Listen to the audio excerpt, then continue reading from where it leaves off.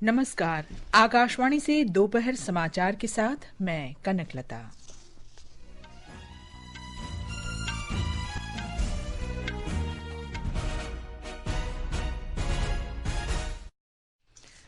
संसद के दोनों सदनों की कार्यवाही मतदाता सूची संशोधन पर विपक्ष के हंगामे के कारण बार बार बाधित। लोकसभा की कार्यवाही दिन भर के लिए और राज्यसभा की कार्यवाही 2 बजे तक के लिए स्थगित की गई। संसदीय कार्य मंत्री किरेन रिजिजू ने कहा, विपक्ष संसद को बाधित करने के लिए मुद्दे ढूंढ रहा है। निर्वाचन आयोग ने पश्चिम बंगाल के 2208 मतदान केंद्रों पर 100% गणना प्रपत्र जमा करने के बारे में स्पष्टीकरण मांगा। काशी तमिल संगमम का चौथा संस्करण आज शाम उत्तर प्रदेश के वाराणसी में एक भव्य समारोह के साथ शुरू होगा और चक्रवाती तूफान दितवा का गहरा दबाव क्षेत्र कमजोर पड़ गया है। चेन्नई, तिरुवल्लुर, चेंगलपट्टू और कांचीपुरम जिलों में अगले 24 घंटे के लिए रेड अलर्ट जारी।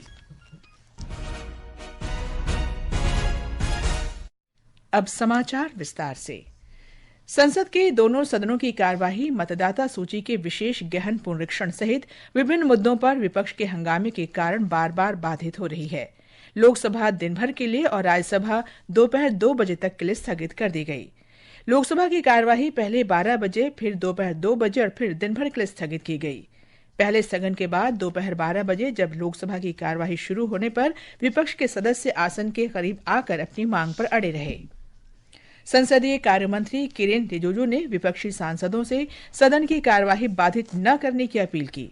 उन्होंने कहा कि सरकार सदन में किसी भी मुद्दे पर चर्चा के लिए तैयार है। लोकतंत्र में चुनाव का प्लेटफॉर्म जनता का बीच होता है। ये कल भी हमने रिक्वेस्ट किया है कि यह बिजनेस तैयार किया गया है, हम लोग चर्चा के लिए तैयार है, लेकिन एक बात तो हम लोग औपचारिक मिलना तो चाहिए। ये टाइम बताते कि अभी बताओ कब से होगा, ऐसा कोई तरीका नहीं होता है। राज्यसभा में भी ऐसी ही स्थिति देखी गई। सदन की कार्यवाही दोपहर 2 बजे तक के लिए स्थगित करनी पड़ी। आज सुबह कार्यवाही शुरू होने पर सभापति सीपी राधाकृष्णन ने जॉर्जिया के संसदीय प्रतिनिधिमंडल का भारत में स्वागत किया। सदन में शून्यकाल शुरू होते ही विपक्षी सदस्यों ने एसआईआर और अन्य मुद्दों पर चर्चा की मांग करते हुए नारेबाजी शुरू कर दी। संसदीय कार्य मंत्री किरेन रिजिजू ने कहा कि सरकार ने विपक्ष से सदन में सुचारू रूप से कार्यवाही और चर्चा का बार बार अनुरोध किया है। उन्होंने कहा कि सरकार विपक्ष के साथ उनके मुद्दों पर बातचीत के लिए तैयार है। राज्यसभा में विपक्ष के नेता मल्लिकार्जुन खड़गे ने कहा कि एसआईआर एक महत्वपूर्ण मामला है और उन्होंने इस पर तत्काल चर्चा की मांग की। विपक्ष के हंगामा जारी रहने पर उच्च सदन की कार्यवाही दोपहर 2 बजे तक के लिए स्थगित कर दी गई। राज्यसभा की कार्यवाही शुरू हो गई है। संसद के बाहर मीडिया से बातचीत में संसदीय कार्य मंत्री किरेन रिजिजू ने कहा कि विपक्ष को नए मुद्दे ढूंढने और संसद को बाधित करने की आवश्यकता नहीं है। विंटर सेशन पार्लियामेंट में बिजनेस तय किया गया है, बहुत सारा मुद्दे हैं और कई मुद्दे जो अपोजिशन ने भी उठाया है, उस पर हम बातचीत करके आगे क्या करना है इस पर विचार करेंगे। नए नए मुद्दे ढूंढ करके पार्लियामेंट को डिस्टर्ब करने के लिए बहाना बनाने का कोई आवश्यकता नहीं है। हर मुद्दे अपने जगह में इम्पोर्टेंट है, लेकिन मुद्दे को आप हथियार बना करके पार्लियामेंट को स्टॉल करेंगे, ये तो ठीक नहीं है। और जानकारी के लिए बात करते हैं संसद परिसर में मौजूद हमारे संवाददाता अनुपम मिश्र से। अनुपम, संसद में आज क्या गतिविधियां रहीं? जी कनक, लोकसभा और राज्यसभा में आज भी एसआईआर का मुद्दा छाया रहा, जिसकी वजह से दोनों सदनों की कार्यवाही बाधित हुई है।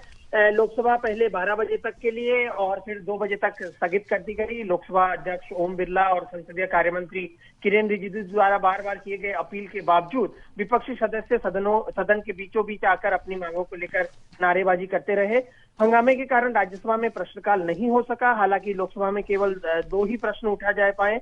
किरेन रिजिजू ने कहा कि एसआईआर के अलावा कई और मुद्दे भी हैं, लेकिन विपक्षी पार्टियां एक ही मुद्दों पर चर्चा के लिए अड़ी है। उन्होंने कहा कि कई अन्य दल सदन में अपने महत्वपूर्ण मुद्दे उठाना चाहते हैं, लेकिन सदन के बाधित होने के कारण उन्हें मौका नहीं मिल रहा है। 2 बजे लोकसभा की कार्यवाही शुरू होने के बाद विपक्ष ने फिर हंगामा किया, जिसके कारण पीठासीन अधिकारी ने सदन की कार्यवाही दिन भर के लिए स्थगित कर दी है। अभी राज्यसभा में मणिपुर वस्तु और सेवाकर द्वितीय संशोधन विधेयक 2025 पर चर्चा चल रही है और विपक्ष ने अपना मुद्दा उठाने की कोशिश की, लेकिन अभी उसने वॉकआउट कर लिया है। जी कनक। जानकारी के लिए धन्यवाद अनुपम। भारतीय जनता पार्टी के वरिष्ठ नेता डॉक्टर प्रेम कुमार 18वीं बिहार विधानसभा के नए अध्यक्ष चुने गए हैं। प्रोटेम स्पीकर नरेंद्र नारायण यादव ने विधानसभा सत्र के दूसरे दिन आज सर्वसम्मति से उनके चुने जाने की घोषणा की। डॉक्टर प्रेम कुमार गया टाउन विधानसभा सीट से 9वीं बार विधायक चुने गए हैं। वे कई बार मंत्री पद पर अपनी सेवाएं दे चुके हैं। ये समाचार हमारी वेबसाइट www.newsoneir.gov.in और हमारे न्यूज ऑन एआईआर ऐप पर भी उपलब्ध हैं। दोपहर समाचार में आपका फिर स्वागत है। निर्वाचन आयोग ने पश्चिम बंगाल के 2208 मतदान केंद्रों पर 100% गणना प्रपत्र जमा करने के बारे में स्पष्टीकरण मांगा है। भारतीय जनता पार्टी ने आरोप लगाया है कि राजनीतिक रूप से प्रेरित कुछ प्रखंड विकास अधिकारी बूथ लेवल अधिकारी पर अपने ओटीपी साझा करने का दबाव बना रहे हैं ताकि मृतकों, विस्थापितों और अवैध बांग्लादेशी प्रवासियों के नाम मतदाता सूची के लिए विशेष गहन पुनरीक्षण प्रक्रिया में शामिल किए जा सकें।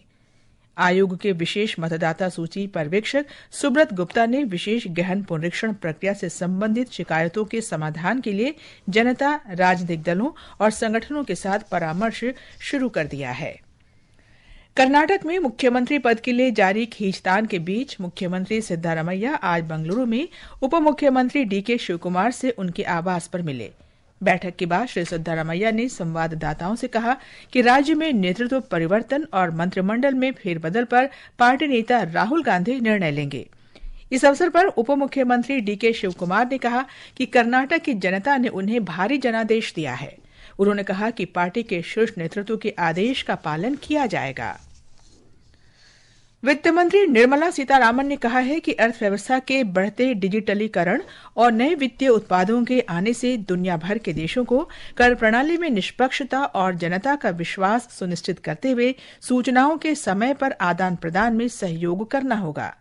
नई दिल्ली में आज ग्लोबल फोरम की 18वीं पूर्ण बैठक को संबोधित करते हुए वित्त मंत्री ने ये बात कही। संचार मंत्री ज्योतिरादित्य सिंधिया ने कहा है कि साइबर धोखाधड़ी के लिए दूरसंचार संसाधनों के दुरुपयोग को रोकने और साइबर सुरक्षा सुनिश्चित करने के उद्देश्य से संचार साथी ऐप लाया गया है। श्री सिंधिया ने संसद भवन के बाहर पत्रकारों से कहा कि इस ऐप को कोई भी व्यक्ति चाहे तो अपने मोबाइल फोन से हटा सकता है। ये कस्टमर प्रोटेक्शन की बात है और हर भ्रम को मैं तोड़ने की कोशिश कर रहा हूँ। कोई मैंडेटरी नहीं है। आप अगर रजिस्टर नहीं करना चाहते हो, मतलब कि उदाहरण के तौर पे इस ऐप का उपयोग नहीं करना चाहते हो, तो रजिस्टर मत करो, वो डोरमेंट रहेगा। डिलीट करना है तो डिलीट कर लो। पर हर व्यक्ति को देश में नहीं मालूम कि मुझे फ्रॉड से प्रोटेक्ट करने के लिए, मुझे चोरी से प्रोटेक्ट करने के लिए ये ऐप है। तो हर व्यक्ति तक ये ऐप पहुंचाना हमारी जिम्मेदारी है। नौसेना प्रमुख एडमिरल दिनेश के त्रिपाठी ने कहा है कि ऑपरेशन सिंदूर के दौरान आक्रामक रुख और कैरियर बैटल ग्रुप की तत्काल तैनाती से पाकिस्तानी नौसेना को अपने बंदरगाहों तक ही सीमित रहना पड़ा। आज हुए वार्षिक संवाददाता सम्मेलन में श्री त्रिपाठी ने कहा कि ऑपरेशन सिंदूर अब भी जारी है और ये भारत की प्रतिबद्धता, तत्परता और प्रतिरोधक क्षमता का परिचायक है। सिर्फ ऑपरेशन सिंदूर ही नहीं बल्कि हमारा कोई भी ऑपरेशन या अभ्यास जैसे कि बनियल, theatre level operation, exercise, tropics, हम इन सभी से सबक सीखते हैं, चाहे वो बल संरचना हो, संचालन हो या तकनीक हो। इसलिए ऑपरेशन सिंदूर भी इससे अलग नहीं था। हमने नौसेना मुख्यालय में एक टास्क फोर्स का गठन किया है जो कूटनीति से लेकर सेंसर उपकरणों के प्रदर्शन तक सभी पहलुओं पर नजर रखेगी और ये समझेगी कि भविष्य में क्या बेहतर किया जा सकता है। ये प्रक्रिया जारी है क्योंकि ऑपरेशन अब भी चल रहा है। केंद्र सरकार ने पीएम किसान योजना की शुरुआत से अब तक 21 किस्तों के माध्यम से 4 लाख करोड़ रुपए से अधिक का वितरण किया है। इस योजना के अंतर्गत प्रतिवर्ष 6,000 रुपए का वित्तीय लाभ 3 समान किस्तों में हस्तांतरित किया जाता है। कृषि मंत्री शिवराज सिंह चौहान ने आज लोकसभा में लिखित उत्तर में ये जानकारी दी। प्रवर्तन निदेशालय विदेशी मुद्रा प्रबंधन अधिनियम फेमा के अंतर्गत एक मामले में चार्टर्ड अकाउंटेंट नरेश केजरीवाल के रांची, मुंबई और सूरत स्थित 15 विभिन्न ठिकानों पर छापेमारी कर रहा है। फेमा के तहत झारखंड में निदेशालय की पहली छापेमारी है। केजरीवाल के खिलाफ आयकर विभाग द्वारा की गई छापेमारी के दौरान मिले तथ्यों के आधार पर फेमा के तहत इस मामले में जांच शुरू की गई थी। ये समाचार आकाशवाणी से प्रसारित किए जा रहे हैं। ताज़ा समाचार जानने के लिए आप हमारे social media handle x@AIR news Hindi को फॉलो कर सकते हैं। ये आकाशवाणी है। चौथा काशी तमिल संगमम आज उत्तर प्रदेश के वाराणसी में शुरू हो रहा है। केंद्रीय शिक्षा मंत्री धर्मेंद्र प्रधान और उत्तर प्रदेश के मुख्यमंत्री योगी आदित्यनाथ इस कार्यक्रम का उद्घाटन करेंगे। हमारे संवाददाता ने बताया है कि भव्य उद्घाटन समारोह आज शाम नमो घाट पर आयोजित होगा। इस बार के काशी तमिल संगमम 4.0 का मूल मंत्र है आइए तमिल सीखें, यानी तमिल कर कलम। यह संस्करण तमिल भाषा सीखने की भावना को केंद्र में रखता है और इस विश्वास को आगे बढ़ाता है कि सभी भारतीय भाषाएं एक साझा भारतीय भाषा परिवार का हिस्सा हैं। उद्घाटन समारोह में काशी और तमिलनाडु के पारंपरिक कलाकार एक साथ मंच पर प्रस्तुति देकर विविधतापूर्ण भारतीय संस्कृति का अद्भुत संगम प्रदर्शित करेंगे। काशी में होने वाले इस आयोजन में 1400 से ज्यादा प्रतिनिधि तमिलनाडु से शामिल होंगे। इनमें छात्र, शिक्षक, लेखक और मीडिया पेशेवर, कृषि और संबद्ध क्षेत्रों के लोग और कारीगर, महिलाएं और आध्यात्मिक विद्वान शामिल हैं। सुशील चंद्र तिवारी, आकाशवाणी समाचार, लखनऊ। प्रधानमंत्री नरेंद्र मोदी ने श्रीलंका के राष्ट्रपति अनुर कुमार दिसानायक से कल टेलीफोन पर बातचीत की। श्री मोदी ने चक्रवात देतवा से प्रभावित लोगों के बचाव और उन्हें राहत प्रदान करने के ऑपरेशन सागर बंधु के अंतर्गत श्रीलंका को लगातार मदद का आश्वासन दिया। उन्होंने कहा कि भारत अपनी महासागर परिकल्पना और सबसे पहले सहायता प्रदाता की स्थिति के अनुरूप श्रीलंका को हर संभव सहायता देगा। बातचीत के दौरान राष्ट्रपति दिसानायक ने भारत के प्रति आभार व्यक्त किया। श्रीलंका में चक्रवात देतवा के कारण आई बाढ़ और भूस्खलन में मरने वालों की संख्या 410 हो गई है, जबकि 336 लोग अब भी लापता हैं। आपदा प्रबंधन केंद्र के अनुसार इस आपदा ने सभी 25 जिलों के 14,60,000 से अधिक लोगों को प्रभावित किया है। ऑपरेशन सागर बंधु के अंतर्गत भारतीय वायुसेना के एक हेलीकॉप्टर ने चक्रवात देतवा से सबसे अधिक प्रभावित मंदारम नुआरा इलाके में 2000 किलोग्राम आवश्यक राहत सामग्री सफलतापूर्वक पहुंचाई है। एक समन्वित मिशन के अंतर्गत 24 यात्रियों को कोटमाले से कोलंबो के लिए एयरलिफ्ट किया गया। राष्ट्रीय आपदा मोचन बल एनडीआरएफ की टीमें केलानी नदी के पास बाढ़ प्रभावित सेड्डावट्टे तथा भूस्खलन प्रभावित बादुल्ला में तलाश और बचाव कार्य जारी रखे हुए है। चक्रवाती तूफान दितवा के आज और कमजोर होकर दबाव के क्षेत्र में बदल गया है। ये चक्रवात बंगाल की खाड़ी के दक्षिण पश्चिम और आसपास के क्षेत्रों तथा उत्तरी तमिलनाडु और दक्षिणी आंध्र प्रदेश के तट पर है। मौसम विभाग ने चेन्नई, तिरुवल्लुर, चेंगलपट्टू और कांचीपुरम जिलों में अगले 24 घंटे के लिए तेज वर्षा का रेड अलर्ट जारी किया है। चेन्नई, एर्नूर, कट्टुपल्ली, पुदुचेरी, कडलूर, नागपट्टिनम और काराइकल बंदरगाहों पर तीसरे स्तर की चेतावनी जारी की गई है। गृहमंत्री अमित शाह ने आज असम दिवस के अवसर पर लोगों को बधाई दी है। सोशल मीडिया पोस्ट में उन्होंने कहा कि यह दिन अहोम युग के गौरव की याद दिलाता है, जो हर भारतीय के लिए गर्व की बात है। पुरुष जूनियर विश्व कप के नॉकआउट चरण से पूर्व अंतिम ग्रुप लीग मुकाबले में आज भारत का सामना स्विट्जरलैंड से होगा। ये मैच तमिलनाडु के मदुरई में रात 8 बजे से शुरू होगा। घरेलू शेयर बाजार सेंसेक्स और निफ्टी 0.5% की गिरावट के साथ दोपहर में कारोबार कर रहे थे।